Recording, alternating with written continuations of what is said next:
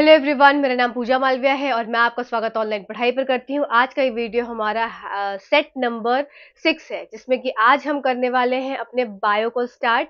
और आज के सेशन से बायो स्टार्ट हो रही है आपकी, तो सारे बायो के टॉपिक्स को कवर कर लेंगे, सारे एमसीक्यूज के फॉर्म में करेंगे। आप सबकी जानकारी के लिए हमें बता दूं कि यहाँ पर हम तैयारी कर रहे हैं एनसीईआरटीज के चैप्टर वाइज एमसीक्यूज को प्रिपेयर।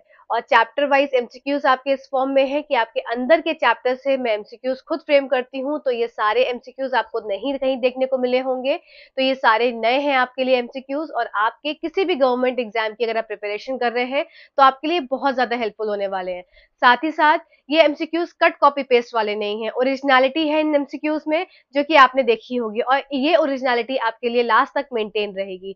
तो ये सारी जो मेहनत है वो मेरी है आपके लिए। आपका बस एक काम है, आप कमेंट सेक्शन में कमेंट करके जरूर बताएंगे कि आपको सेशन कैसे लग रहे हैं। साथ ही साथ आप अपने मार्क्स जरूर बताया करिए। तो आज के सेशन में बायो स्टार्ट करते हैं। बहुत अच्छे से हम लोग कवर करेंगे, एक एक पॉइंट्स को कवर करेंगे, जो भी आपके एग्जाम पॉइंट ऑफ एग्जाम्स के लिए हेल्पफुल रहेगी वो सारी चीजें मैं इसमें ऐड भी करती चलूंगी। सारी पीडीएफ आपको टेलीग्राम चैनल पर मिल जाएगी। साथ ही साथ आप चैनल पे नए हैं तो सब्सक्राइब कर लीजिएगा, आपको इन सेशन से बहुत हेल्प मिलेगी। अपने दोस्तों तक भी इस चैनल को रिकमेंड करिए। चैनल नया है पर कोशिश कर रहा है आपकी चीजों को पूरा करने के लिए। चलिए किसी का समय नहीं वेस्ट करते हुए सीधा वीडियो की तरफ चलते हैं। और एक और इम्पोर्टेंट बात, अगर इससे पहले के 5 सेट्स नहीं देखे हैं तो बहुत बड़ी मिस्टेक कर रहे हो, जाकर देख लो। किसी भी गवर्नमेंट एग्जाम की तैयारी कर रहे हो तो केमिस्ट्री का पोर्शन हमारा खत्म हो चुका है, पूरा कंप्लीट हो चुका है। क्लास 9 केमिस्ट्री आपकी पूरी वन शॉट खत्म हो चुकी है। और अगर आप चाहो तो मैं क्लास 9 की केमिस्ट्री कंप्लीट आपको एक शॉट में पूरा मैं आपको एक बार एक्सप्लेन भी कर देती हूँ। तो अगर आपका ऐसा कुछ रहेगा तो आप मुझे बताओ, तो मैं क्लास 9 एनसीईआरटी केमिस्ट्री को वन शॉट अपलोड कर दूंगी। आपका एक्सप्लेनेशन आप एक बार सुन लो, और साथ ही साथ आप इसके एमसीक्यूज को भी सॉल्व कर लो, तो आपका चैप्टर हो जाएगा पक्का और सारी केमिस्ट्री क्लास 9 की हो जाएगी प्रिपेयर। तो चलिए आइए, ज्यादा किसी का समय नहीं वेस्ट करते हुए पिछला देख लेना वीडियो। प्लेलिस्ट में आपको सब कुछ मिल जाएगा, आपको सारा कुछ एनसीईआरटी एमसीक्यूज की सीरीज के नाम से और बीपीएससी के नाम से भी। तो आपको ये सारे सेशंस बहुत हेल्पफुल रहेंगे आपके एग्जाम के लिए। आज का सेशन हमारा सेट नंबर 5 है, जो कि हम सेट नंबर 6 है, जिसमें कि हम बायो के सेक्शन को कंप्लीट करने वाले हैं। तो चलिए आइए फर्स्ट चैप्टर को बायो के कंप्लीट करते हैं। चलिए तो सेट नंबर 6 को स्टार्ट करते हैं। तो यहाँ पर आपका हो जाता है सेट नंबर 6 स्टार्ट। इससे पहले के 5 सेट आ चुके हैं, तो टोटल 5 सेट आ चुके हैं, जिसमें कि हमने 4 चैप्टर्स को कंप्लीट कर लिया है। इसका मतलब अगर मैं यहाँ पर बोलूँ तो आपकी केमिस्ट्री, जो क्लास 9th की केमिस्ट्री है, क्लास 9th एनसीईआरटी की केमिस्ट्री आपकी कंप्लीट हो गई है इन 4 चैप्टर्स के माध्यम से। ठीक है, और इसका जो थ्योरी का वीडियो है, इसका जिसमें कि आपकी पूरी थ्योरी रिवाइज हो जाए, वो भी मैं आपको करवाऊंगी, तो उसका वेट करिए बस। साथ ही साथ ये क्वेश्चंस को वापस से एक बार कर देखिए, वापस से वीडियो को चलाइए और उसको 2x पर करके आप देखिए, और फिर भी कोई डाउट रहता है तो जरूर पूछिए। साथ ही साथ आप सब लोग में से कुछ लोग हैं जो कि वाकई में रिस्पॉन्स करते हैं, अपने मार्क्स बताते हैं, पर कुछ लोग हैं जो मार्क्स नहीं बताते। आप सभी से रिक्वेस्ट है, आप सभी मेरे व्यूअर्स हैं, आप सभी मेरे फैमिली हैं, आप सब से रिक्वेस्ट है कि आप अपने मार्क्स जरूर बताया करिए, कितने क्वेश्चंस में से आपके कितने ठीक हुए। इन सब से क्या है, एक इंटरेक्शन बढ़ता है आपस में, एक मेरे साथ और आपके साथ का जो इंटरेक्शन है ये इसी तरीके से हो सकता है। तो आप प्लीज अपने मार्क्स को बताएंगे। अब इस वाले सेट में आपके 20 क्वेश्चंस हैं, तो मैं ये उम्मीद करती हूँ कि जो जो यहाँ पर कैंडिडेट देख रहा है, इसका जब 20 का 20 क्वेश्चन सॉल्व हो जाएगा, उसके बाद लास्ट में कमेंट जरूर करेगा कि उसके कितने क्वेश्चंस ठीक हुए और आपको ये सेशंस कैसे लग रहे हैं। आप लोग के लिए ही ये सेशंस बनाए जा रहे हैं, और ये सारा कंटेंट जो भी है, किसी की हेल्प नहीं है मेरे साथ, सारा कुछ मैं खुद अपने आप क्रिएट करती हूँ, अपने आप उसको वीडियो शूट करती हूँ, और सारी चीज मेरे अपने आप ही है। तो आपसे बस इतना एक रिक्वेस्ट कर सकती हूँ कि आप लोग इस पे, आपको जैसा लग रहा है वीडियोस को जरूर रिस्पॉन्स करा करिए। और थैंक यू उन सभी व्यूअर्स को जो कि रिप्लाई करते हैं, रिस्पॉन्ड करते हैं, कमेंट करते हैं और अपने मार्क्स बताते हैं। तो चलिए ज्यादा किसी का समय नहीं वेस्ट करूंगी, आज से हमारा बायो का सेक्शन स्टार्ट हो रहा है। और इस बायो के सेक्शन में सबसे पहला आपका जो चैप्टर है वो फंडामेंटल यूनिट ऑफ लाइफ है। तो इस चैप्टर से भी काफी क्वेश्चंस आपके कई एग्जाम्स में देखे गए हैं। तो आपके लिए ये जो एनसीईआरटी की सीरीज है, आप यहाँ पर ये जो शब्द देखिए जो मैंने आपको अंडरलाइन किया हुआ है एनसीईआरटी, ये आप किसी भी एग्जाम में बैठते हैं, चाहे इवन आप यूपीएससी में बैठते हैं, तो भी आपसे क्या है, एनसीईआरटी से ही क्वेश्चंस बनते हैं। तो ये एनसीईआरटी की सीरीज आप किसी भी एग्जाम की तैयारी कर रहे हैं तो वहां के लिए बहुत ज्यादा इंपॉर्टेंट है। बिलीव करिए ये सीरीज बहुत इंपॉर्टेंट है। प्लस यहाँ पे बायो का सेशन आपका स्टार्ट हो रहा है। और मंडे के लिए आप सभी के लिए एक सरप्राइज है। मंडे क्या आपका तो ट्यूसडे को होता है ना, ट्यूसडे थर्सडे और सैटरडे, ये 3 डेज हैं किनके लिए निर्धारित, ये है बीपीएससी स्पेशल के लिए निर्धारित। बीपीएससी री एग्जाम जो आपका हो रहा है या टीआरई 4 जो हो रहा है, तो इसके लिए ये निर्धारित है ये समय। तो आपके लिए यहाँ पर ट्यूसडे को एक बहुत बड़ा सरप्राइज मैं आपको देने वाली हूँ, और उस सरप्राइज में कुछ नहीं बताऊंगी अभी, बहुत बड़ा सरप्राइज है आप सब के लिए, आप सबको देख के अच्छा लगेगा, मजा आएगा। ठीक है, तो मंडे को तो आपकी सीटेट वालों की क्लास होगी, तो सीटेट का नेक्स्ट टॉपिक हम करेंगे। और ट्यूसडे को आप सबके लिए सरप्राइज है, वो सीटेट वालों के लिए भी सरप्राइज है और आपके लिए भी सरप्राइज है, तो मिक्स सरप्राइज दोनों लोग के लिए। तो ट्यूसडे का लेक्चर जरूर देखिएगा। साथ ही साथ चलिए अब सेशन को स्टार्ट कर देते हैं। चैनल पर कोई नया है तो जरूर सब्सक्राइब कर लेना। यहाँ एनसीईआरटी साइंस की तैयारी हम बहुत अच्छी तरीके से करते हैं। चलो सबसे पहले क्वेश्चन पे चलते हैं। Who among the following firstly discovered the cell? निम्नलिखित में से सबसे पहले कोशिका खोज किसने की थी? तो ये कोशिका खोज किसके द्वारा की गई थी, आपको ये यहाँ मार्क करना है। तो आपका आंसर आपने मार्क कर लिया होगा, आपका आंसर है रॉबर्ट हुक। रॉबर्ट हुक ने सबसे पहले क्या है डिस्कवर की थी, क्या आपकी सेल को डिस्कवर किया था। अब किस तरीके से डिस्कवर किया था, आइए इसको समझ लेते हैं। तो इन्होंने क्या किया था, इन्होंने जो जहां पे डिस्कवरी की थी वो था कॉर्क। तो एक कॉर्क थी, और ये कॉर्क कहाँ से लिया गया था, ये बार्क, जो ट्री का जो बार्क होता है, बार्क ऑफ ट्री, तो ये छाल होती है, तो छाल से क्या है कॉर्क लिया, और कॉर्क से क्या है, कॉर्क्स में क्या है उनको सेल दिखे। तो सेल कुछ इस तरीके से कंपार्टमेंट से बने हुए थे, उनको नजर आए। तो उन्होंने बोला कि ये जो कंपार्टमेंट्स हैं ये क्या है, ये एक तरह से एक रूम है। ठीक है, तो उनको इस तरीके से सेल जो है वो नजर आया उनके माइक्रोस्कोप के अंदर। ठीक है, तो आइए इसको और देख लेते हैं और क्या क्या यहाँ पर लिखा है। तो एनसीईआरटी की ही मैंने ये इमेज यहाँ पर लगा दी है कि cell was first discovered by Robert Hooke. He observed the cell in a cork slice with the help of a primitive microscope. Primitive क्यों बोला गया, कि बहुत पुराना माइक्रोस्कोप की बात की जा रही है, जो एकदम पहले बनाए गए थे माइक्रोस्कोप। ठीक है, ल्यूवेनहॉक फिर दूसरे आए। तो यहाँ पर आपको दूसरा, पहला तो आपको रॉबर्ट हुक का नाम याद रखना है, दूसरा नाम याद रखना है आपको ल्यूवेनहॉक का। तो Leeuwenhoek with the improve microscope discovered free living cells in pond water. अब इन्होंने क्या देखा कि जो फ्री लिविंग सेल्स है कहाँ पर देखा, पॉन्ड वाटर मतलब तालाब के पानी में देखा। It was Robert Brown in 1931 who discovered the nucleus of the cell. अब आपसे पूछा जाएगा कि न्यूक्लियस ऑफ द सेल किसने डिस्कवर किया था, तो तीसरे साइंटिस्ट का नाम आपको यहाँ पर याद रखना है। क्या ये आपको न्यूक्लियस ऑफ द सेल, एक सेल कोशिका के अंदर एक जो नाभिक होता है उसकी डिस्कवरी किसने की थी, रॉबर्ट ब्राउन ने की थी। फिर चौथे आए आपके पुरकिंजे आए। तो इन्होंने क्या किया, इन्होंने टर्म दिया protoplasm for the fluid substance of the cell, जो एक सेल के अंदर जो तरल पदार्थ होता है, तो ये तरल पदार्थ जो है इसको प्रोटोप्लाज्म बोला, किसने, पुरकिंजे ने बोला। ठीक है, फिर बात आ जाती है the cell theory that all the plants and animals are composed of cells and that the cell is the basic unit of life was present by two साइड शेडल एंड स्क्वैन ने ये क्या दिया था आपको, सिंपल ये बताया था, सेल थ्योरी दी थी। तो सेल थ्योरी किसने दी थी, अब आपको पांचवा याद रखना है सेल थ्योरी के बाद में। तो सेल थ्योरी आपके शिल्डन एंड स्क्वैन ने दिया था। ठीक है, फिर सेल थ्योरी फर्दर जो एक्सप्लेन की गई थी वो वर्चाओ ने की थी, आपको नहीं याद रखना। अब आपको मेन क्या, ये 5 याद रखने हैं। पहला आपको याद रखना रॉबर्ट हुक, ठीक है, जिन्होंने सेल की डिस्कवरी की थी। दूसरा आपने को याद रखना ल्यूवेनहॉक ने क्या किया था, फ्री लिविंग पॉन्ड वाटर में देखे थे।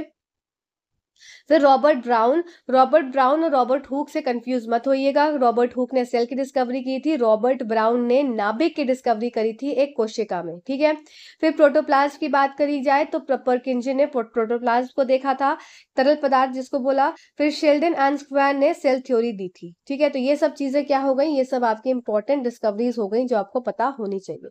अब बात कर लेते हैं next, identify the set of single cell organisms. अब आपको एक ऐसा सेट देखना है इसमें से जो कि क्या है, वो एक कोशिकाई जीवों के समूह की पहचान करनी है। ठीक है, तो इसका आंसर क्या हो जाएगा, जल्दी से मार्क कर दीजिए क्वेश्चन नंबर 2 का आंसर। तो यहां पर हो जाएगा, देखो अब इसमें थोड़ा सा छाटते जाएंगे। कैसे, अमीबा तो सिंगल सेल होता है, ठीक है, क्लेमाइडोमोनास भी सिंगल सेल होता है, पर फंजाई क्या होता है, सिंगल सेल नहीं होता है, ये मल्टी सेलुलर होता है। ठीक है, मल्टी सेलुलर होता है। अब क्लेमाइडोमोनास, पैरामीशियम और बैक्टीरिया देखते हैं, फंजाई इसमें आ गया, फिर प्लांट आ गया, इसमें फिर मोर than one of the above तो होगा ही नहीं। तो इसका मतलब आपका ऑप्शन नंबर 2 क्या हो जाएगा, करेक्ट उत्तर हो जाएगा, जिसमें आपका क्लेमाइडोमोनास, पैरामीशियम ए कर लेंगे इसको, एंड बैक्टीरिया, ये सब क्या है, सिंगल सेल ऑर्गेनिजम्स है, ठीक है। और ये जो आपका सिंगल सेल ऑर्गेनिजम्स या आपके क्या हो जाएंगे, सेल ऑर्गेनिजम्स, या आपके मल्टी सेल्यूलर्स, या एक और नाम होता है प्रोकैरियोट्स, और दूसरा होता है यूकैरियोट्स। इससे क्वेश्चंस आता ही आता है, फेवरेट होते हैं ये सारे क्वेश्चंस एग्जामिनर्स के। तो आइए इसको, आपकी कंफ्यूजन्स को यहाँ दूर करते हुए एक स्लाइड मैंने यहाँ लगा दी है, इस स्लाइड को देख लीजिएगा, इंपॉर्टेंट स्लाइड है, ठीक है। आपको पीडीएफ भी सेंड कर दूंगी मैं टेलीग्राम चैनल पर, तो वहां से पीडीएफ से आप डायरेक्टली देख सकते हैं। आप सबकी आसानी के लिए मैं सारी चीजें करती जा रही हूँ, बस आपसे इतनी उम्मीद रखती हूँ कि आप थोड़ा चैनल को प्रमोट करिए। किस तरीके से आप प्रमोट कर सकते हैं, आप अपने कमेंट से कर सकते हैं, आप दूसरे तक इस चैनल को पहुंचा सकते हैं, बस यही तरीका है। चलिए, यूनिसेल्युलर ऑर्गेनिजम्स क्या है, देखो, life on earth evolve from single cell millions of year. जो लाइफ थी अर्थ पे वो एक सेल से, सिंगल जो कोशिका है उससे मिलियन ऑफ ईयर्स पहले शुरू हुई थी। These single cells are known as unicellular organisms. इन्हीं सिंगल सेल ऑर्गेनिजम्स को क्या बोलते हैं, यूनिसेल्युलर्स बोलते हैं। All the life processes in unicellular organisms including digestion, excretion, respiration occur within the single cell.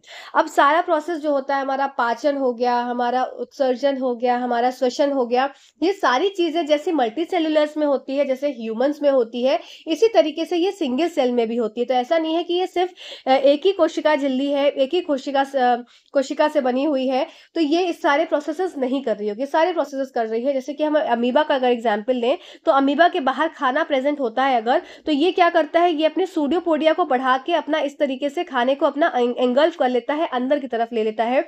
अब इसके अंदर क्या होता है, कुछ डाइजेस्टिव एंजाइम्स होती हैं।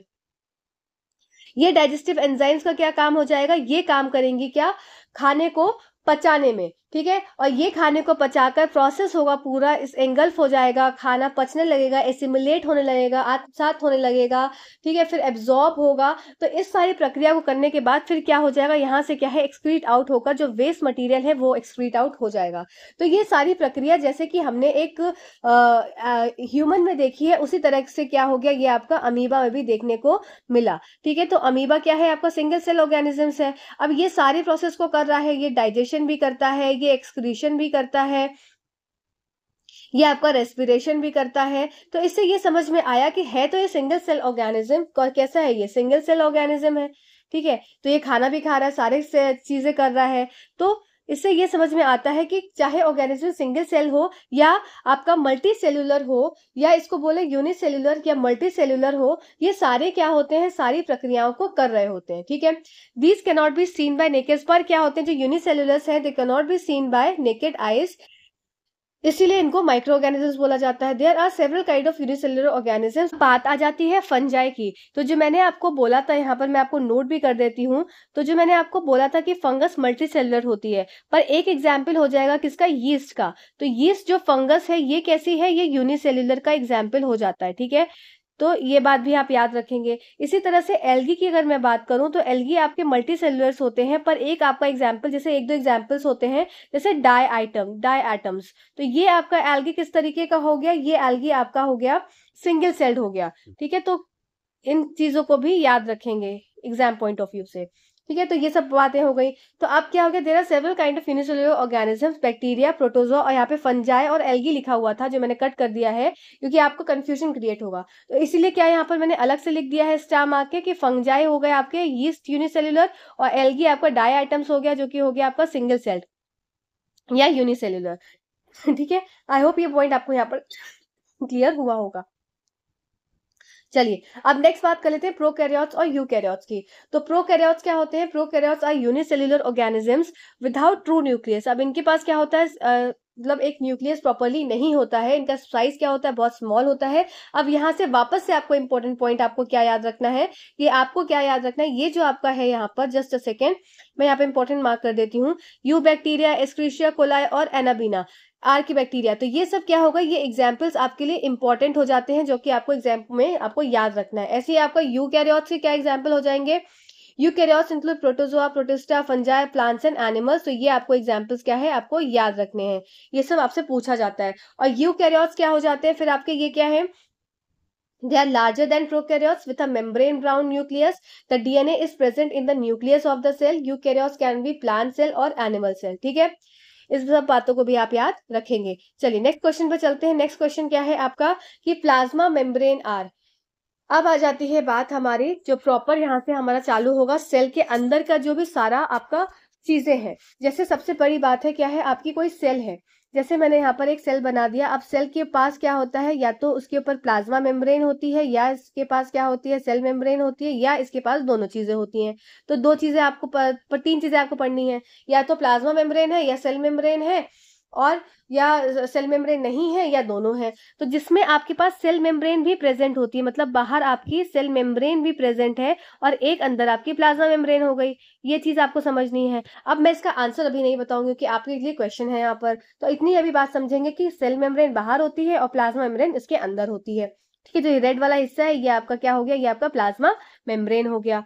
ठीक है, चलिए आइए क्वेश्चन देखते हैं पहले. तो प्लाज्मा मेम्ब्रेन इज और आर क्या होता है, प्लाज्मा झिल्ली क्या है. क्वेश्चन नंबर 3 पे आ गए हैं हम. The outer most covering of the cell that separate the content of the cell from its external environment. It allows और permit the entry and exit of some materials in and out of the cell and prevent some. Also known as selectively permeable membrane. क्या more than one of the above या none of the above. तो कोशिका का सबसे बाह्य आवरण जो कोशिका की सामग्री को उसके बाह्य वातावरण से अलग करता है, यह कोशिका के अंदर और बाहर कुछ सामग्रियों के प्रवेश और निकास की अनुमति देता है और कुछ को रोकता है. इसे चयनात्मक परागम्य झिल्ली के रूप में भी जाना जाता है. तो इसका आंसर आपके लिए क्या हो जाएगा, यहाँ पर आपका आंसर हो जाएगा मोर than one of the above. इसका आंसर हो जाएगा. क्यों, क्योंकि ऑप्शन नंबर 1, 2 और 3 आपका तीनों करेक्ट है. मतलब प्लाज्मा मेम्ब्रेन आपका, अगर मैं बात करूं एनिमल सेल की, अगर एनिमल सेल की मैं बात करूं तो एनिमल सेल के पास क्या होता है, सेल वॉल प्रेजेंट नहीं होती है. इस बात को आप याद रखेंगे. प्लांट सेल के पास क्या होता है, प्लांट सेल के पास आपकी सेल वॉल प्रेजेंट होती है. अब इसको याद कैसे रखेंगे, ठीक है, सेल वॉल प्रेजेंट होती है. अब इसको याद कैसे रखेंगे, एक सिंपल तरीका है, जैसे कि मैंने अपनी चीजों को याद किया था कि एनिमल जो होते हैं वो थोड़े मजबूत है ना. जस्ट अ हाइपोथेटिकल एग्जाम्पल कि जो एनिमल है वो मजबूत है किसके कंपेयर में, प्लांट्स में. अगर मैं प्लांट और एनिमल का कंपैरिजन करूं तो एनिमल्स ज्यादा मुझे ताकतवर दिख रहे हैं. तो जो ताकतवर ज्यादा है तो उनको एक अलग से दीवार की जरूरत नहीं है अपने को बचाने के लिए. पर उसी जगह पर अगर एक पत्ती को हाथी कुचल देगा तो पत्ती तो पूरी धराशायी हो जाएगी. तो उसके लिए क्या है, उसको एक सेल वॉल की आवश्यकता है अपने को बचाने के लिए. बस एक तरीका है याद रखने का. तो सेल वॉल किसमें प्रेजेंट है, आपकी प्लांट में प्रेजेंट है, और एब्सेंट किसमें है, एनिमल सेल में. तो इसके हिसाब से क्या हो गया, जो पहला वाला ऑप्शन है कि outer most covering of the cell, की कोशिका का सबसे बाह्य आवरण जो कोशिका की सामग्री को उसके बाह्य वातावरण से अलग करता है. तो ये पॉइंट यहाँ पर ठीक हो जाता है. ठीक है, फिर नेक्स्ट पॉइंट क्या है, इट अलाउज और परमिट द एंट्री और exit of some materials in and out of the cell. अब सेल से कुछ जो आपका, मान लो ये मेरे पास क्या है, एक सेल मैं बना देती हूँ. ये मेरे पास एक सेल है, इसको मैंने क्या कर दिया, एक पानी में डाल दिया. ठीक है, अब जैसा भी सॉल्यूशन हो, अब इससे पानी अंदर आए या पानी बाहर आए, ये कौन डिपेंड करता है, किस पे निर्भर करता है, ये निर्भर करता है प्लाज्मा मेम्ब्रेन के ऊपर. तो ये प्लाज्मा मेम्ब्रेन जो है, प्लाज्मा झिल्ली, ये परमिशन देती है किसी भी चीज को, सब्सटेंस को अंदर या बाहर आने से. ठीक है, या इसको रोकती है, या तो उसको अलाउ करती है या रोकती है. तो ये सेकंड पॉइंट भी क्लियर हो गया होगा. अब लास्ट थर्ड पॉइंट कि also known as selectively permeable membrane. इसको सिलेक्टिवली परमेबल मेम्ब्रेन के नाम से जाना जाता है क्योंकि इसका क्या है, परमिट करना या उसको रोकना काम है. ठीक है, तो मोर than one of the above इसका आंसर हो जाएगा. आई होप ये क्वेश्चन क्लियर हुआ होगा. अब नेक्स्ट देख लेते हैं डिफ्यूजन. डिफ्यूजन क्या है, प्रसार क्या है. तो पहला फर्स्ट वाला जो क्वेश्चन 4 पे हम आ चुके हैं. ठीक है, जल्दी जल्दी अपने क्वेश्चन को आप टिक करते जाएंगे कौन से क्वेश्चन का अपना ठीक हो गया, इसलिए बार बार क्वेश्चन बोलती जाती हूँ. क्वेश्चन नंबर 4 है आपका कि spontaneous movement of substance from a region of high concentration to a region where its concentration is low. It takes place in gases only. Water obeys laws of diffusion. More than one of the above या none of the above. देखो, जो प्रसार है किसी पदार्थ का उच्च सान्द्रता वाले क्षेत्र में सहज संचलन जहां उसकी सान्द्रता कम हो या केवल गैसों में होता है, ये जल प्रसार के नियमों का पालन करता है, उपयुक्त में एक से अधिक. तो देखो यहाँ पर पॉइंट क्या याद रखना है आपका, सबसे पहले आंसर हो जाएगा यहाँ पर मोर than one of the above. फिर से क्यों, क्योंकि ऑप्शन नंबर फर्स्ट और ऑप्शन नंबर 3 यहाँ पर करेक्ट है. अब यहाँ पर लिख दिया कि takes place only in gases, तो ओनली आ गया तो ये गलत हो गया. It takes place in gases तो ठीक हो जाता, तो इसका मतलब ये गैसेस और वाटर दोनों में क्या है, आपका डिफ्यूजन की प्रक्रिया हो रही है। यहाँ पर ओनली लिखने की वजह से ये सेकंड वाला ऑप्शन आपका गलत हो जाता है। अब देख लेते हैं डिफ्यूजन है क्या। तो spontaneous movement of substances from of region of high concentration to region of low concentration. जैसे मेरे पास एक ये क्या है, ये किशमिश है, जो कि क्या है, एकदम पानी में जब डाल देते हैं किशमिश तो वो फूल जाती है। तो ये कैसी है, एक नॉर्मल किशमिश है जैसी हमने बाजार से खरीदते हैं।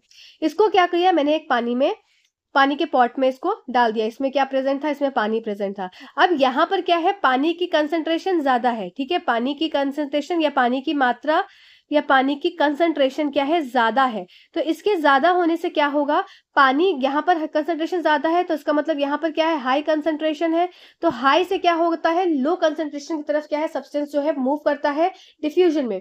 तो यहाँ से यहाँ पानी, यहाँ से यहाँ इसके अंदर एंटर होगा। इसके एंटर होने से क्या हो जाएगा, ये अब रेजिन जो है ये फूक के एकदम गुब्बारा हो जाएगी कुछ इस तरीके से। तो वो क्यों हो गई, क्योंकि अंदर कंसंट्रेशन पानी कम था रेजिन के अंदर जो किशमिश थी, और बाहर पानी ज्यादा था, इसलिए पानी अंदर चला गया। तो यही प्रोसेस क्या होता है, spontaneous movement of substance from a region of high concentration to a region of low concentration, जहां पर कम है। ठीक है, ये सब बातें क्लियर हो गई होंगी। वाटर भी जो है आपका वो डिफ्यूजन की प्रक्रिया को करता है, जो कि मैंने अभी आपको बताया। इसी तरह से जो गैसेस होती हैं वो भी क्या है, डिफ्यूजन की प्रक्रिया को करती हैं। ठीक है, तो ये सब आपको पॉइंट्स क्लियर हो गए होंगे। अब यहाँ पर आइए, जो पॉइंट्स लिखे हुए हैं इसको देख लीजिए।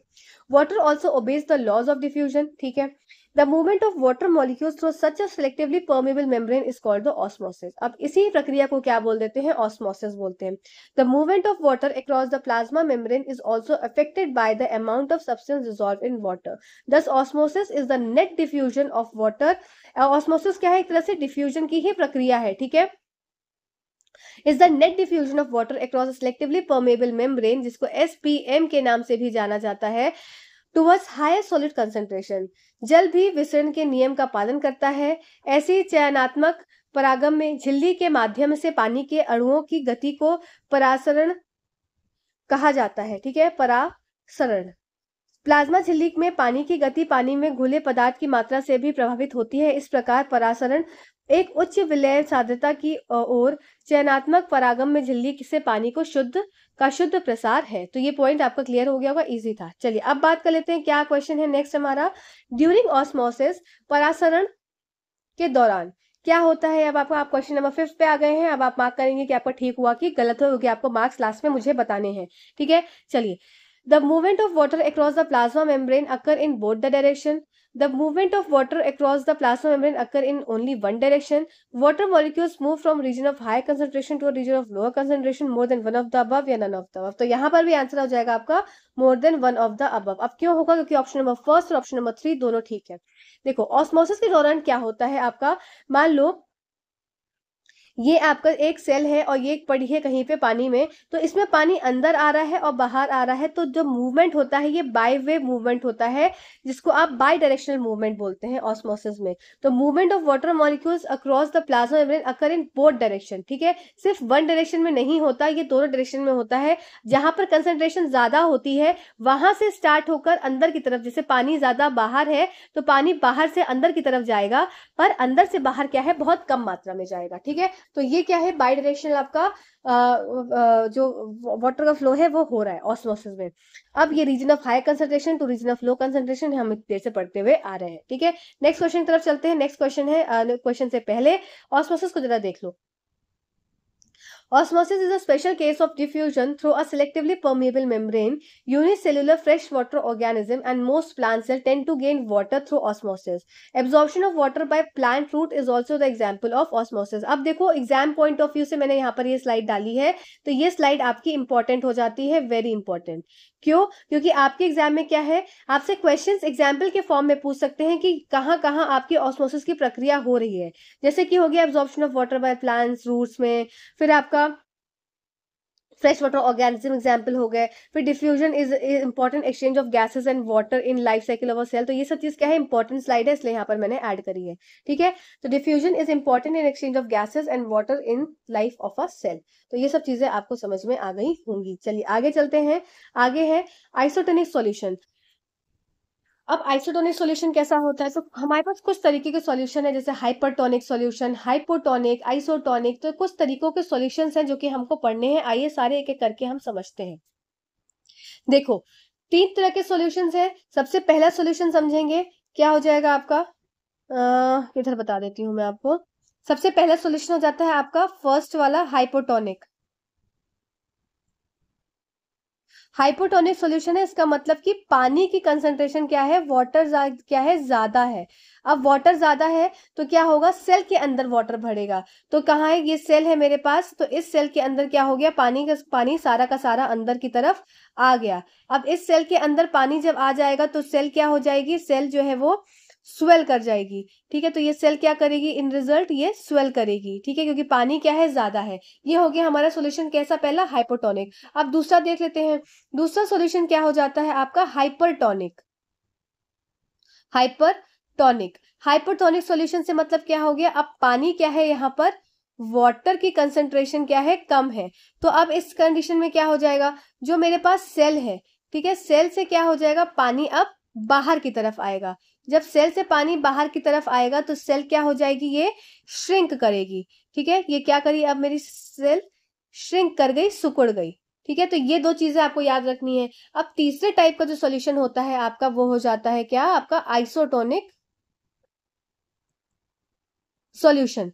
अब इस आइसोटोनिक सॉल्यूशन का ही क्वेश्चन आपको यहाँ पर दिया गया है। ठीक है, आइए देख लेते हैं इस क्वेश्चन को, क्या दिया हुआ है क्वेश्चन, कि आइसोटोनिक सॉल्यूशन इज, कैसा होता है कि यदि माध्यम में कोशिका के समान जल सांद्रता है तो कोशिका झिल्ली में पानी की कोई शुद्ध गति नहीं होगी। ठीक है, देखते हैं।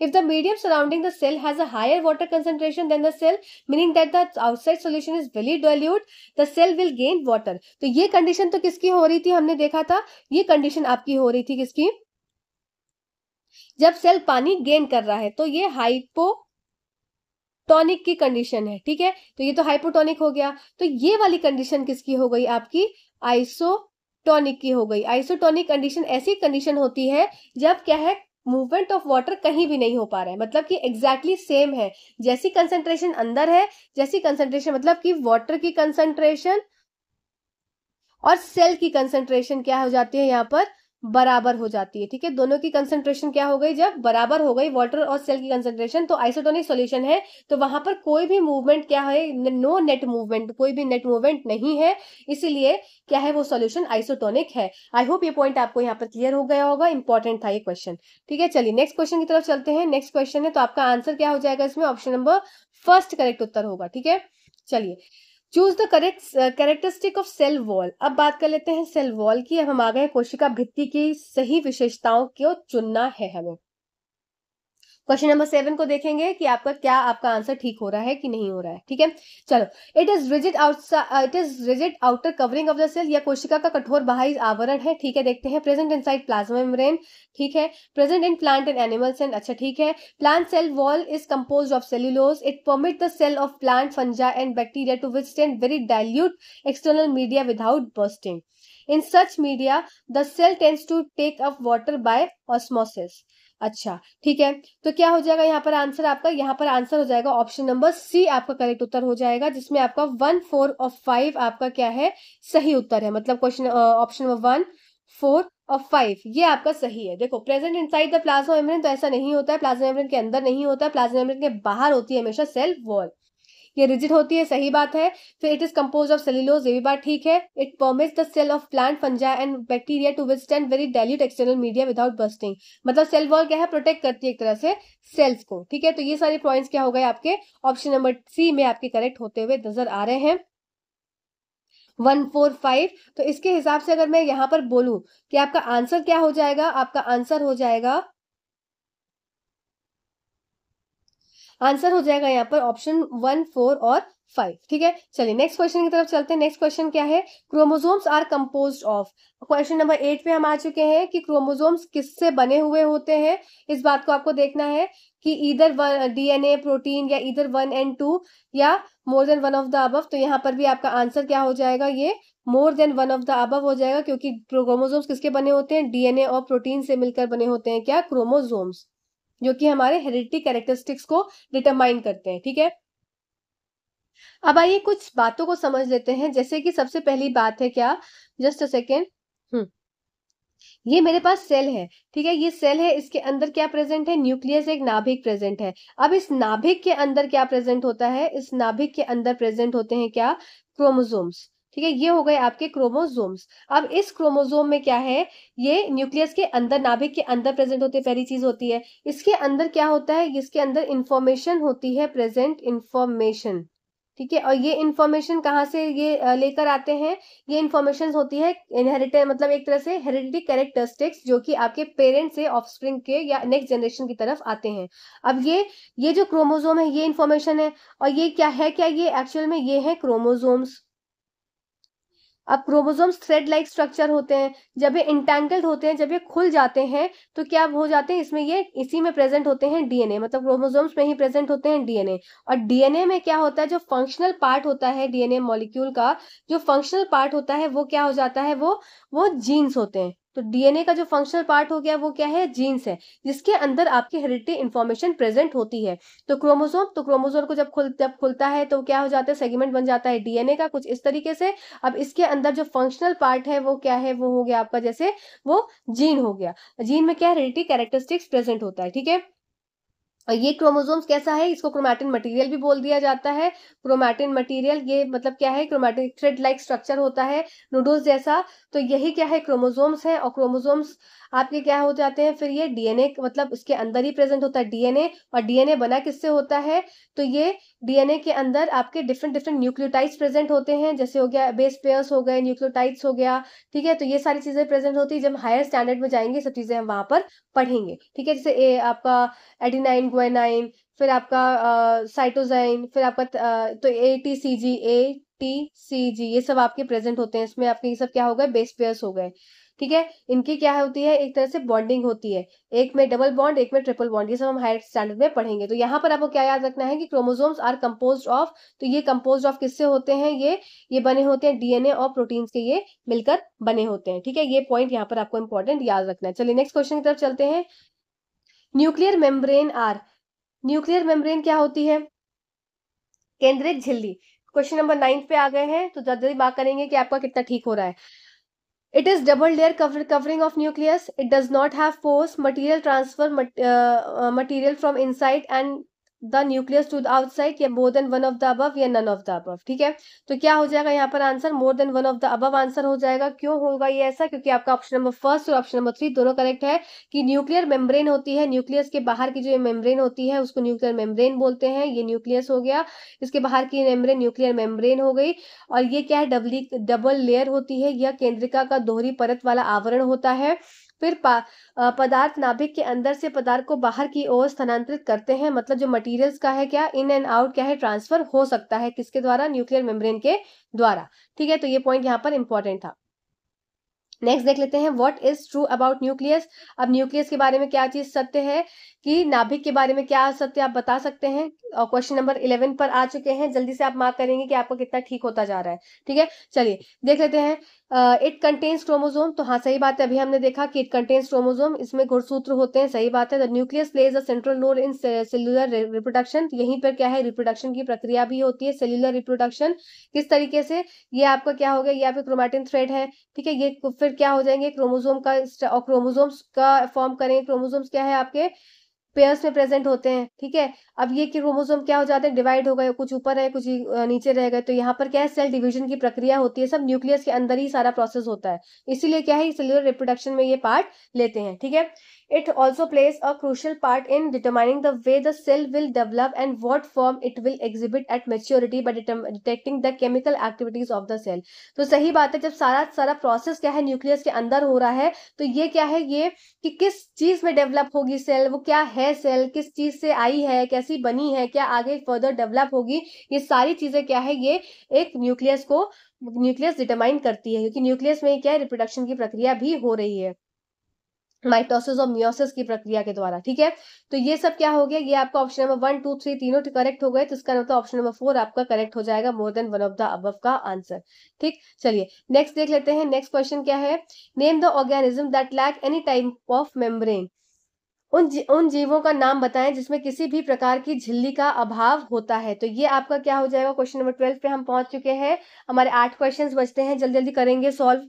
ये हो जाएगा आपका आंसर वायरस। तो वायरस में क्या है, किसी भी तरह की मेम्ब्रेन देखने को नहीं मिलती है, इसीलिए जो वायरस क्या है एक तरह से इनएक्टिव रहता है, पर इसको एक्टिव होने के लिए एक होस्ट की आवश्यकता होती है, और जैसे ही ये होस्ट के अंदर घुस जाता है ये होस्ट की बल्ले बल्ले कर देता है, मतलब बैंड बजा देता है।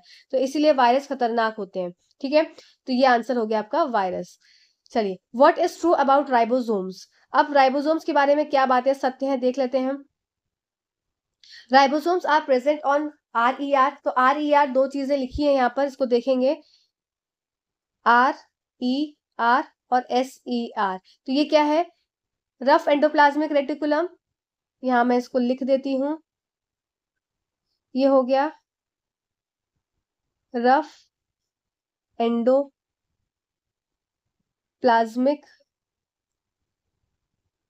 रेटिकुलम, और SER क्या है आपका, smooth endoplasmic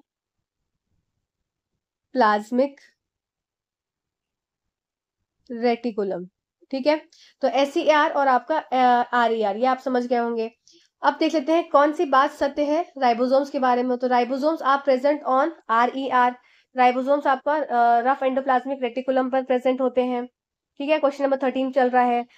ribosomes are a site for protein synthesis. Ribosomes are present on SER, क्या more than one of the above या नन ऑफ द अबव। तो इसका आंसर आपका वापस से हो जा रहा है क्या, more than one of the above. और वो क्यों हो रहा है, क्योंकि ribosomes are present on rough ER पे ही प्रेजेंट होते हैं राइबोसोम्स, और राइबोसोम्स आर प्रेजेंट, सॉरी ये गलत है, फिर ribosomes are site for protein synthesis. तो ऑप्शन नंबर 1 और 2 करेक्ट होने की वजह से आपका आंसर क्या हो जाएगा, option number 4, more than one of the above. I hope आपको क्वेश्चंस अच्छे लग रहे होंगे। क्वेश्चंस एनसीईआरटी के बीच की लाइन से उठाकर मैंने बनाए हैं, तो आप इनको देख सकते हैं। आप जब एनसीईआरटी पढ़ेंगे तो आपको समझ में आएगा कि एनसीईआरटी के बीच से ही क्वेश्चंस आपको देखने को मिले थे। ठीक है, नेक्स्ट क्वेश्चन क्या है, SER smooth endoplasmic reticulum helps in manufacture of. अब ये जो SER है ये किसके निर्माण में सहायता करता है, सारा कुछ पढ़ लो वापस से, जब मैं अभी एंडोप्लाज्मिक रेटिकुलम को आपको समझाऊंगी तो आपका सब रिकॉल हो जाएगा। ठीक है, तो SER किस चीज में मदद करता है, किसके निर्माण में इसकी सहायता होती है। तो क्वेश्चन नंबर 14 पे हम पहुंच चुके हैं। तो फैट मॉलिक्यूल्स और लिपिड की प्रोटीन मॉलिक्यूल्स, या प्रोटीन एंड अमीनो एसिड्स, या more than one of the above या नन ऑफ द अबव। तो देखो यहाँ पर आंसर क्या हो जाएगा, फैट मॉलिक्यूल्स एंड लिपिड। ठीक है, इस बात को याद रखेंगे, फैट मॉलिक्यूल्स एंड लिपिड। ठीक है, बात हुई हमारी SER की। ठीक है, SER की, पर अभी वो आगे क्वेश्चन है उसका।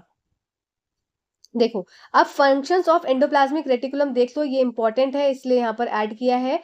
जस्ट अ सेकेंड, हाँ, फंक्शंस ऑफ एंडोप्लाज्मिक रेटिकुलम क्या क्या है। One function of endoplasmic reticulum is to serve as a channel for transport of material specially proteins between various region of cytoplasm और between the cytoplasm and the nucleus. ठीक है, तो ये क्या काम करता है, ER आपका एंडोप्लाज्म ये ट्रांसपोर्ट का काम करता है, जो मटीरियल है especially protein between various region of cytoplasm और between the cytoplasm and the nucleus. ठीक है, पहला काम हो गया। दूसरा काम क्या है, ER also function as a cytoplasmic framework providing a surface for some of the biochemical activities. SER plays a crucial role in detoxifying many poisons and drug। तो ये सारा काम किसका हो गया, आपका एंडोप्लाज्मिक रेटिकुलम का हो गया। अब यहां पर एक चीज, एक पॉइंट को आप जरूर नोट कर लीजिए कि SER की अगर बात की जाएगी, तो SER की अगर बात करी जाएगी तो ये आपके फैट मॉलिक्यूल्स या लिपिड को बनाने में मदद करते हैं। ठीक है, हेल्प्स इन मैन्युफैक्चर ऑफ। अब इसी जगह पर अगर आपकी रफ ER की बात की जाएगी, रफ एंडोप्लाज्मिक रेटिकुलम की बात करी जाएगी, तो जो रफ ER होता है ये आपका साइट हो जाता है किसका, साइट फॉर प्रोटीन सिंथेसिस। ठीक है, तो प्रोटीन सिंथेसिस की अगर बात की जाएगी तो आपका RER हो गया, और फैट और लिपिड्स की बात की जाएगी तो SER हो जाएगा। अब रफ एंडोप्लाज्मिक रेटिकुलम रफ क्यों होता है, एक और क्वेश्चन आता है। तो ये रफ होता है because of the rough, because of ribosomes. ये रफ इसलिए होता है क्योंकि इस पे क्या होते हैं, राइबोसोम्स अटैच्ड होते हैं। ठीक है, ribosomes attached to the surface, इसकी सतह पर राइबोसोम्स अटैच होते हैं, इसीलिए क्या है, रफ दिखता है। ये पॉइंट इंपॉर्टेंट था इसलिए मैंने यहाँ पर नोट कर दिया है। अब तो ये बात आपको समझ में आ गई होगी कि स्मूथ एंडोप्लाज्मिक रेटिकुलम का क्या रोल है और रफ एंडोप्लाज्मिक रेटिकुलम का क्या रोल है। उसके बाद यहाँ पर आप उसके बाद आप ये पॉइंट को नोट करेंगे, just a second. Just a second. हाँ, उसके बाद अगर आप ये फंक्शंस को पढ़ेंगे कि अब one function of endoplasmic reticulum is to serve as a channel for transport of material specially proteins between the, मतलब जो प्रोटीन बन गया किसने बनाया, रफ एंडोप्लाज्मिक रेटिकुलम में बनाया, अब इसको क्या है ट्रांसपोर्ट करेगा डिफरेंट डिफरेंट साइट्स पर, ठीक है। फिर ER also function as cytoplasmic framework providing surface for some of the biochemical activities. तो ईआर क्या है आपका, ये काम भी कर रहा है मैन्युफैक्चरिंग का भी, और कुछ बायोकेमिकल एक्टिविटीज को भी करवा रहा है अपनी साइट पर, ठीक है। अब पॉइंट आपको क्लियर हो गया होगा। अब बात करते हैं functions of Golgi apparatus is. Question number 15 पे आ गए हैं, बस 5 क्वेश्चन बचे हैं। ये क्या है, ये the storage of products in vesicle, पुटिकाओं में उत्पादों का भंडारण, या पुटिकाओं में उत्पादों का संशोधन और पैकेजिंग, या पुटिकाओं में उत्पादों का निर्माण, या उपयुक्त में एक से अधिक, या उपयुक्त में से कोई नहीं। तो यहाँ पर आपका ऑप्शन क्या हो जाएगा, क्वेश्चन नंबर 15 का आपका आंसर हो जाएगा मोर than one of the above, क्योंकि ऑप्शन नंबर फर्स्ट और ऑप्शन नंबर 2 दोनों चीज ठीक है, ठीक है। फंक्शन क्या है गोल्गी apparatus का, storage of products in vesicle. ये जो वेसाइकल्स होते हैं इनके पास कुछ इस तरीके से जो वेसाइकल्स होते हैं, इसमें क्या है अपने प्रोडक्ट्स को स्टोर करके रखते हैं। और मॉडिफिकेशन, देखो इसका काम क्या क्या है, SMP, या मैंने कैसे याद किया था, SPM, ठीक है। SPM हमने सिलेक्टिवली परमेबल मेम्ब्रेन पढ़ी थी ना, उसी तरीके से आपका सिलेक्टिवली परमेबल मेम्ब्रेन की तरह ही इसका नाम हो गया स्टोरेज, फिर आपका मॉडिफिकेशन, फिर पैकेजिंग, ठीक है। स्टोरेज, मॉडिफिकेशन और पैकेजिंग किसकी, प्रोडक्ट्स की जो कि बन रही है, और इनका काम, ये काम कौन कर रहा है, गोल्गी apparatus। तो इसका मेन काम क्या हो गया, स्टोरेज करना, मॉडिफिकेशन करना और पैकेजिंग करना प्रोडक्ट्स इन वेसाइकिल, ठीक है। तो ये इसका काम हो गया, इंपॉर्टेंट था ये। देखो अब एक इंपॉर्टेंट पॉइंट को और याद करेंगे, समझेंगे कि जो आपका एंडोप्लाज्मिक रेटिकुलम में क्या है, कुछ चीजें बनी थी, क्या बना था, प्रोटीन्स बना था, फिर आपका क्या बना था, आपके लिपिड्स बने थे और आपके फैट्स बने थे, ठीक है। तो ये जो चीजें वहां बन गई, वहां पर क्या हो गया, उसका उत्पाद हो गया। अब इस उत्पाद को होने के बाद उसको कहीं ना कहीं जाना होगा, तो ये गोल्गी apparatus का काम क्या होता है, ये लेकर जाते हैं कहां पर, जो एंडोप्लाज्मिक रेटिकुलम में जो मटेरियल्स बने थे, ठीक है। ईआर में एंडोप्लाज्मिक रेटिकुलम में जो मटेरियल्स बने थे उनको अभी लेकर जाएंगे डिफरेंट डिफरेंट जगह पर। तो क्या है, इनका स्टोरेज करेंगे, इनको मॉडिफाई करेंगे, इनको पैकेज करेंगे वेसाइकल्स के अंदर, जिससे कि ये जगह जगह जाकर अपनी चीजों को छोड़कर आए। तो एक तरह से ये क्या करते हैं, ले जाने का काम करते हैं। तो material synthesize near the endoplasmic reticulum is packaged and dispatched to various targets inside and outside the cell through Golgi apparatus, ठीक है। तो इसका फंक्शन मेन क्या हो जाएगा, स्टोर करना, मॉडिफिकेशन करना, पैकेजिंग करना प्रोडक्ट इन वेसाइकिल, ठीक है। तो ये बात आप याद रखेंगे बहुत अच्छे से, ठीक है। तो एंडोप्लाज्मिक रेटिकुलम में बना और इन्होंने बाकी चीजों को कर लिया, जो कि SPM के नाम से आपको याद रखना है, ठीक है। चलिए नेक्स्ट क्वेश्चन की तरफ चलते हैं। नेक्स्ट क्वेश्चन क्या है, Golgi apparatus are involve in formation of, question number 16 है, वेरी इंपॉर्टेंट है, क्योंकि मैंने ये नहीं देखा है लोगों को ये वाला क्वेश्चन करते हुए। हाँ, तो क्या है क्वेश्चन, ये गोल्गी उपकरण के किसके निर्माण में शामिल होते हैं, complex sugar from simple sugars, या लाइसोसोम्स, या प्रोटीन, या more than one of the above. तो यहाँ पर वापस से आपका आंसर हो जाएगा क्या, more than one of the above. क्यों, क्योंकि यहाँ पर कॉम्प्लेक्स शुगर बन जाते हैं किससे, Golgi apparatus are involve in formation of complex sugar बनाते हैं सिंपल शुगर से, और लाइसोसोम्स, दोनों चीजें कौन बना रहा है, आपका गोल्गी apparatus बना रहा है। वेरी इंपॉर्टेंट क्वेश्चन है ये, एनसीईआरटी की लाइन है, एकदम नई लाइन है, ठीक है। तो क्या है कि शुगर्स बना रहे हैं कॉम्प्लेक्स सिंपल शुगर से, और फिर दूसरा लाइसोसोम्स का भी फॉर्मेशन कौन कर रहा है, गोल्गी apparatus कर रहा है, ठीक। चलिए नेक्स्ट क्वेश्चन की तरफ चलते हैं। Lysosomes are also known as suicide bags, as lysosomes को सुसाइड बैग्स के नाम से भी जाना जाता है, क्यों। क्वेश्चन नंबर 17 को मार्क करेंगे कि ठीक हुआ कि गलत हुआ, जल्दी से। तो lysosomes are membrane bound sacs filled with digestive enzymes, ठीक है।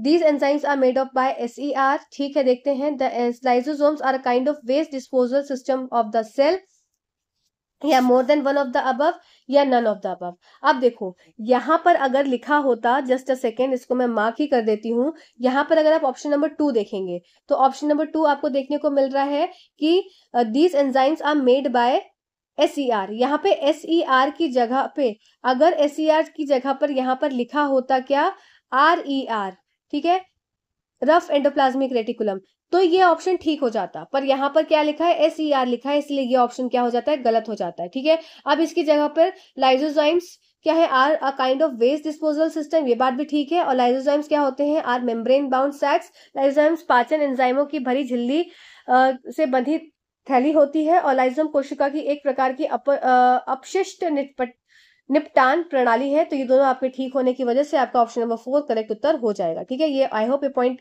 अच्छा था और आपको समझ में आया होगा, ठीक है। अब एक पॉइंट को और याद रखेंगे कि लाइजोजाइम्स जो है हमारे, लाइजोजोम्स,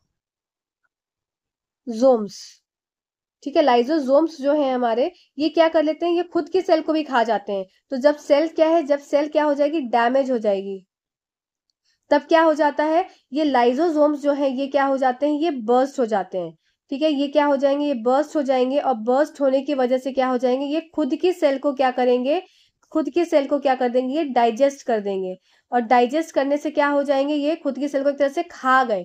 तो इसीलिए इनको क्या बोल दिया जाता है, लाइजोसोम्स को क्या बोलते हैं, सुसाइड बैग्स बोला जाता है। ठीक है, क्यों सुसाइड बैग्स है, क्योंकि जब सेल डैमेज हो जाती है, सेल व्हेन डैमेज्ड, ठीक है, तो ये क्या होता है, लाइसोजाइम बर्स्ट हो जाते हैं और सेल को खुद से खुद डाइजेस्ट कर लेते हैं, इसलिए इनको क्या बोला जाता है, सुसाइडल बैग्स बोला जाता है। ठीक है, आई होप ये पॉइंट आपको क्लियर हो गया होगा। नेक्स्ट पॉइंट कर देख लेते हैं, what is the importance of folds in membrane in mitochondria. जो फोल्ड्स हैं आपके माइटोकॉन्ड्रिया में, झिल्ली में, सिलवटों का क्या महत्व है, तो ये बहुत इंपॉर्टेंट होती हैं फोल्ड्स। और माइटोकॉन्ड्रिया क्या होता है, ये आपका एटीपी का सोर्स है एक तरह से, जिसमें आप power house of the cell भी बोला जाता है। 18th क्वेश्चन को देख रहे हैं हम लोग। तो क्या है, to increase the porosity, to increase the surface area for ATP generation, generating chemical reactions to make proteins. तो प्रोटीन्स तो भाई एंडोप्लाज्मिक रेटिकुलम में बन रही थी, तो ये तो वैसे ही गलत हो गया। अब टू इंक्रीज पोरोसिटी, तो ऐसा भी कुछ नहीं है, तो यहाँ पर आपका आंसर क्या हो जाएगा, to increase the surface area for ATP, ATP उत्पन्न करने वाली रासायनिक प्रतिक्रियाओं के लिए सतह क्षेत्र को बढ़ाना। तो ये आपका आंसर हो जाएगा क्वेश्चन नंबर 18 का। नेक्स्ट क्वेश्चन की तरफ चलते हैं। Leucoplasts are primary organelles in which material such as, leucoplasts are primary organelles in which material such, मतलब ल्यूकोप्लास्ट क्या है, ऑर्गेनेलिस, इसमें कौन कौन से मटीरियल्स आपके प्रेजेंट होते हैं ये पूछा जा रहा है। तो इसमें प्रेजेंट हो जाएंगे, डायरेक्टली आप इसके आंसर पे पहुंच जाइए। इसका आंसर हो जाएगा आपका ऑप्शन नंबर फर्स्ट की starch, oil, protein granules are store. तो यहाँ पर ल्यूकोप्लास्ट में क्या क्या प्रेजेंट होता है आपका, ये सारी चीजें आपकी ल्यूकोप्लास्ट के अंदर प्रेजेंट होती हैं। ठीक है, और आज की स्लाइड का आखिरी क्वेश्चन कि cells in organism divide for, जीवों में कोशिकाएं विभाजित होती हैं, growth of the body, replacing dead cells, या फॉर्मिंग गमीट्स फॉर रिप्रोडक्शन, या more than one of the above, या नन ऑफ दीज। तो आपका आंसर क्या हो जाएगा यहाँ पर वापस से, more than one of the above, क्योंकि growth of the body, cells जो है डिवाइड करती हैं शरीर के विकास के लिए, या रिप्लेसिंग डेड सेल्स। ये दोनों पॉइंट मुझे समझ में आ रहा था कि आप सबको अच्छे लग रहे होंगे, तो आपने मार्क कर दिया होगा। अब बात कर लेते हैं थर्ड पॉइंट की, फॉर्मिंग गैमीट्स फॉर रिप्रोडक्शन। तो ये भी बहुत इंपॉर्टेंट है, क्यों, क्योंकि गैमीट्स में भी क्या है, आपका सेल का डिवीजन होता है। ठीक है, तो इसीलिए ये थर्ड पॉइंट भी आपका ठीक है। तो ऑप्शन नंबर 1, 2, 3 तीनों ठीक है, तो मोर than one of the above आपका आंसर हो जाएगा। अब आपका काम क्या है, मुझे ये बताना कि आपका कितना स्कोर आया। तो आप स्कोर मुझे बताएंगे कि 20 में से आपके कितने स्कोर बने हैं। तो ये मैं कमेंट सेक्शन में आपका वेट कर रही हूँ। और चैनल पे नए हैं तो सब्सक्राइब कर लीजिएगा। इसके बाद हम नेक्स्ट चैप्टर को करेंगे, और आपके लिए जो ट्यूसडे को सरप्राइज है वो बहुत बड़ा सरप्राइज है, तो आप सब लोग रेडी रहिएगा बस, और बहुत बड़ा चीज आपका प्रिपेयर हो जाएगा उस सरप्राइज से। ठीक है, तो चलिए मिलते हैं आपसे अब ट्यूसडे को, क्योंकि संडे हो गया, और फिर मंडे को सीटेट वालों की क्लास आएगी, और सीटेट वालों का भी कुछ अच्छा टॉपिक मैं लेके आऊंगी, जिससे कि आपके लिए भी बहुत हेल्पफुल रहे। तो मैं एक कॉमन टॉपिक लेके आती हूँ, जिससे कि बीपीएससी वालों का एक बहुत मेजर पोर्शन कवर हो जाएगा मंडे को, और सीटेट वालों का भी मेजर पोर्शन कवर हो जाएगा। ठीक है, तो आप सब दोनों की क्लासेस का कंबाइंड समझ लीजिए, वो आप दोनों के लिए पैकेज है मंडे को भी। ठीक है, तो बिल्कुल चिंता मत करिएगा, दोनों की चीजों को साथ में लेते हुए चल रही हूं मैं, बिल्कुल भी चिंता मत करिएगा। उस चैनल से जुड़े रहिए, और चैनल को अपने दोस्तों तक भी पहुंचाइए भाई, प्लीज रिक्वेस्ट है। तब तक के लिए धन्यवाद, पढ़ते रहिए और मुस्कुराते रहिए। Thank you.